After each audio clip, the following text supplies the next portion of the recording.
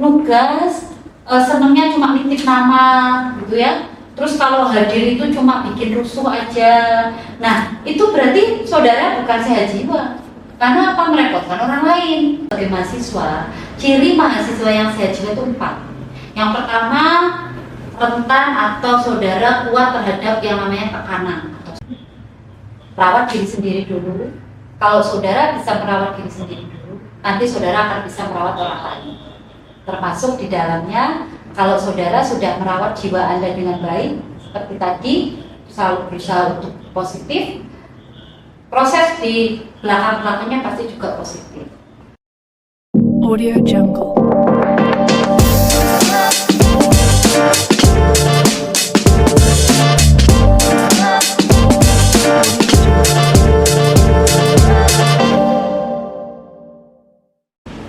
Assalamualaikum warahmatullahi wabarakatuh. Kembali lagi dalam podcast BEM Universitas Muhammadiyah Gombong bersama aku, Famil. Dalam podcast kali ini kita akan membahas isu-isu menarik tentang kesehatan mental pada remaja dari kacamata pakar profesional. Bukan podcast BEM Universitas Muhammadiyah Gombong kalau nggak ngundang narasumber keren. Kali ini sudah hadir bersama kita seorang ahli keperawatan jiwa dan beliau juga merupakan dosen sekaligus wakil dekan Fakultas Ilmu Kesehatan dari Universitas Muhammadiyah Gombong.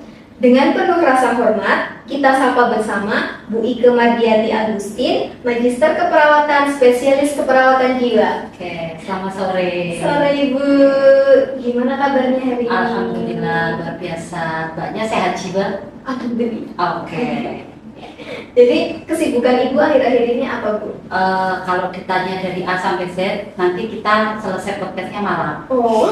Tapi kata kuncinya adalah kesibukan saya selalu seputar tentang bagaimana upaya preventif maupun promotif dalam pelayanan kesehatan jiwa.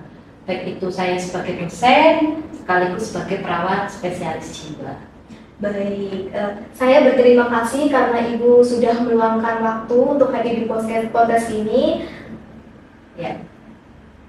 Oke, sama-sama juga. Saya juga terima kasih luar biasa ini ya. Ini dari BEM Unimugo ya. Iya, Ibu. Oke, berarti BEM Unimugo memang sudah sangat peduli tentang kesehatan jiwa, khususnya hari ini mengangkat isu-isu seputar kesehatan mental ya, khususnya. Iya. Luar biasa. Close buat BEM Unimugo ya, luar biasa. Jadi teman-teman semua, seperti yang kita tahu bahwasanya sekarang ini banyak yang sedang ramai diperbincangkan oleh masyarakat mengenai mahasiswa yang mengakhiri hidupnya.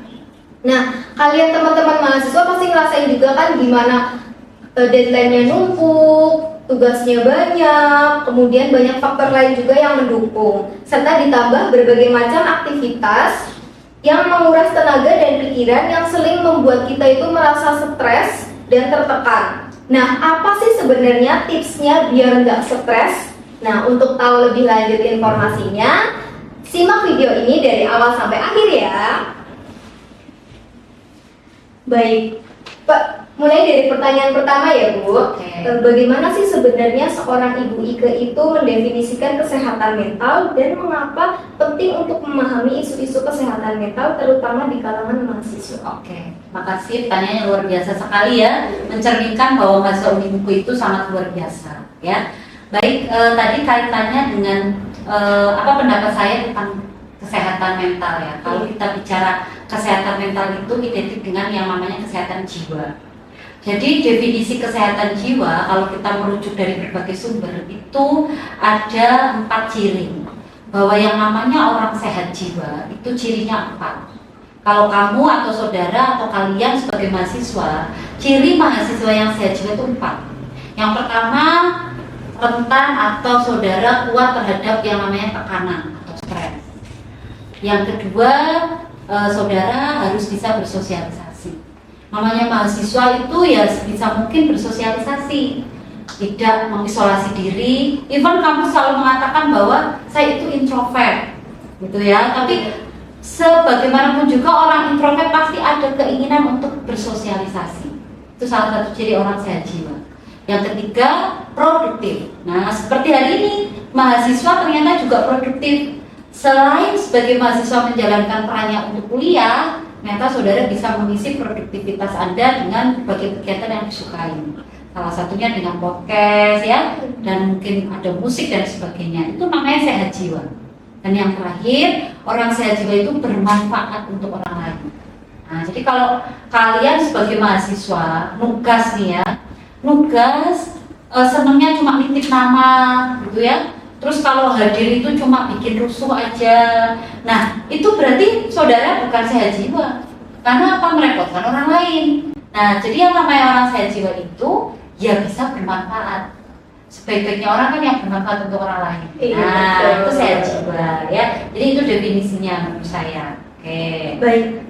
Kemudian kita tahu bahwa dari banyak kasus gangguan mental itu disebabkan paling banyak itu oleh faktor lingkungan. Oke. Nah, sejauh mana sih faktor lingkungan dan tekanan akademis dapat menjadi pemicu masalah kesehatan mental pada anak muda? Kemudian bagaimana cara kita sebagai mahasiswa itu mengatasi hal tersebut? Oke, waduh ini sudah bicaranya tekanan akademis ini ya. Oke, jangan ini titipan ya dari berbagai mahasiswa ini kayaknya yang ada di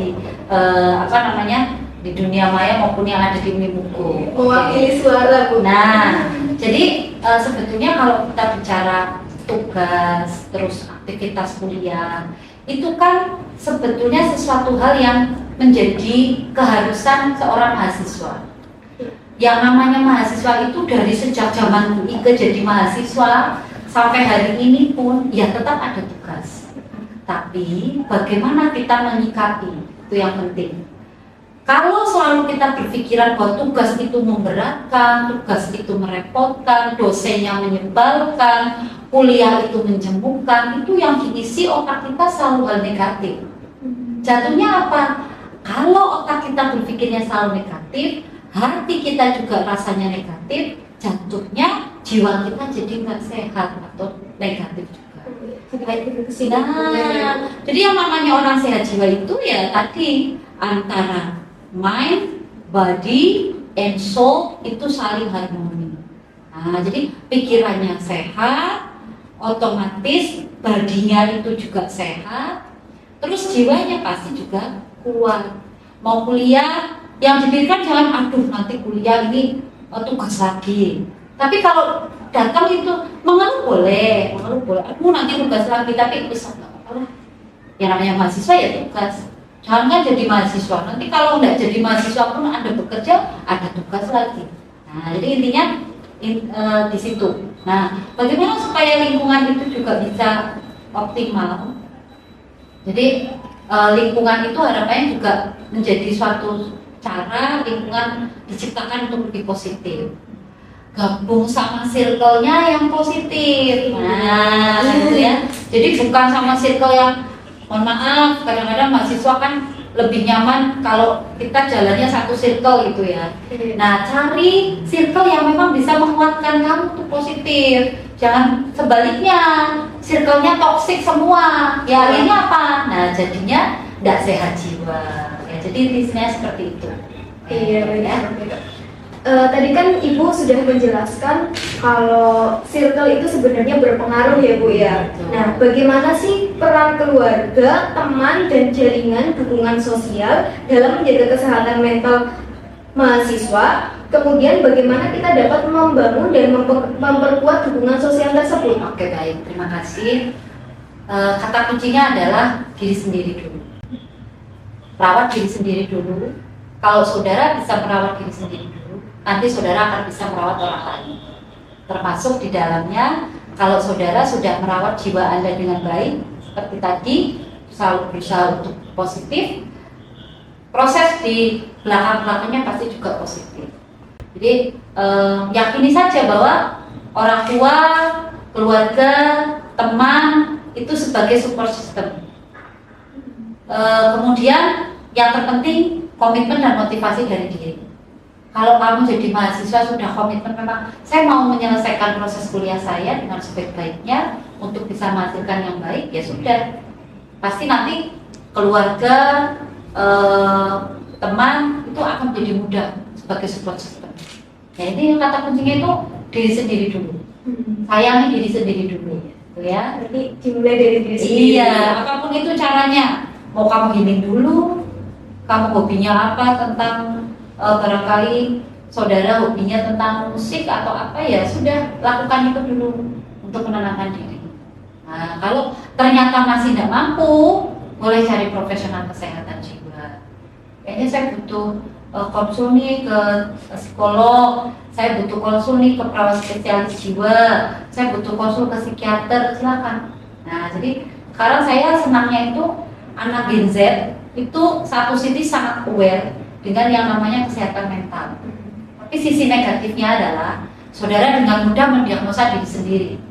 Nah, jadi contohnya gini, ini kayaknya saya mental breakdown deh, ini kayaknya saya bipolar deh, ini saya kayaknya depresi, ini saya kayaknya anxiety. Padahal yang bisa dan boleh mendiagnosa itu hanya profesional kesehatan jiwa.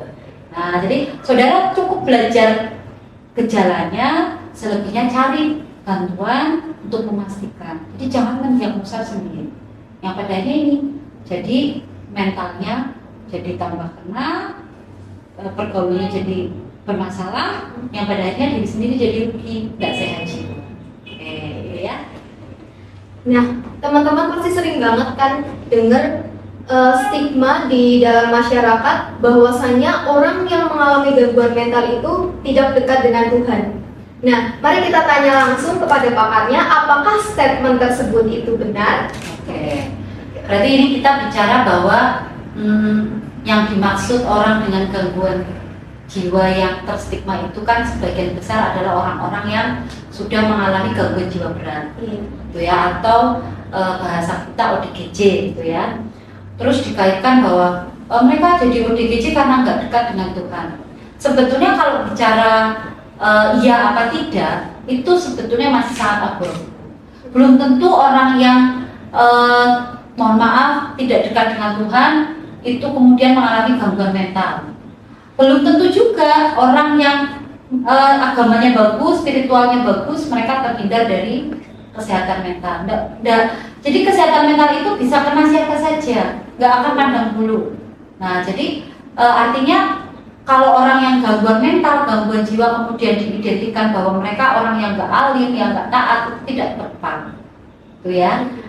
Mereka bukan tidak dekat dengan Tuhan, hanya perlu untuk disokong, dimotivasi, diarahkan supaya lebih mempasrahkan diri, mencari pengaduan diri. Bersyukurnya kita yang muslim ya, itu kan kita diajarkan ada sholat 5 waktu. Itu kan salah satu cara kita bagaimana mendekatkan diri. Kalau punya masalah, nangislah. Nangisnya sama siapa? Sama Allah. Mungkin yang agama lain saya yakin juga di agamanya diajarkan untuk berserah, untuk berdoa, mendekatkan diri sama Tuhannya. Nah, itu kan tidak terlalu ada relevansinya.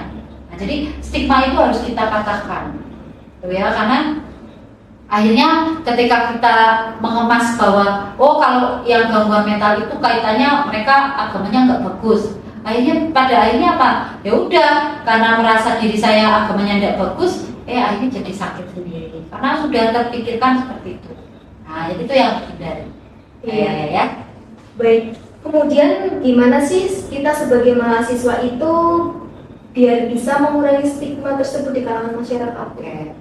Intinya adalah salah satunya menambahkan pemahaman saudara terkait kesehatan mental. Ya, jadi open mind, ya, open mind atau sumber informasi sekarang sudah dari mana saja. Jadi out of the box, keluar dari tempurung bahwa kesehatan mental itu selalu berkaitan dengan atau hal-hal yang magic dan sebagainya gitu ya, atau kadang-kadang mahasiswa kemudian stigma sendiri. Kata kunci yang harus diingat adalah kalau saudara belum mampu merawat, minimal tidak menyakiti. Nah, jadi kalau Anda belum mampu merawat teman Anda yang sedang punya masalah mental, minimal tidak ikut menyakiti. Jangan mengucilkan mereka atau apalagi stigma gitu ya. Tetap rangkul, tetap ajak mereka bersosialisasi gitu. Jadi di highlight itu, kalau belum mampu merawat, minimal tidak menyakiti. Nah, intinya seperti itu. Baik, mungkin Ibu bisa langsung memberikan closing statement. Baik, terima kasih. Jadi, ayo saudara sebagai mahasiswa, mahasiswi, khususnya generasi Z ya, saudara adalah generasi yang hadir luar biasa dengan kemajuan teknologi dan sebagainya di zaman ini. Manfaatkan itu sebagai salah satu upaya untuk memperbaiki dan salah satu upaya untuk meningkatkan kesehatan mentalmu. Jangan lupa tetap peduli dengan kesehatan mental saudara. Datanglah ke profesional kesehatan jiwa selagi saudara memang butuh untuk dilakukan atau butuh untuk didampingi. Jangan sampai terjebak pada depresi, apalagi punya pikiran untuk bunuh diri. Ya, baik. Terima kasih. Lagu Indonesia Raya saja. Bangunlah jiwanya untuk Indonesia Raya. Dari saya cukup. Salam sehat jiwa. Baik, teman-teman, karena closing statement sudah disampaikan, terima kasih Ibu dan buat teman-teman di rumah. Untuk semua kalangan, jangan lupa untuk didengerin ya, karena ini sangat bermanfaat. So, jangan lupa share, baik bagian buat teman-teman di sekitar, dan see you next time in the next podcast. See you. Assalamualaikum.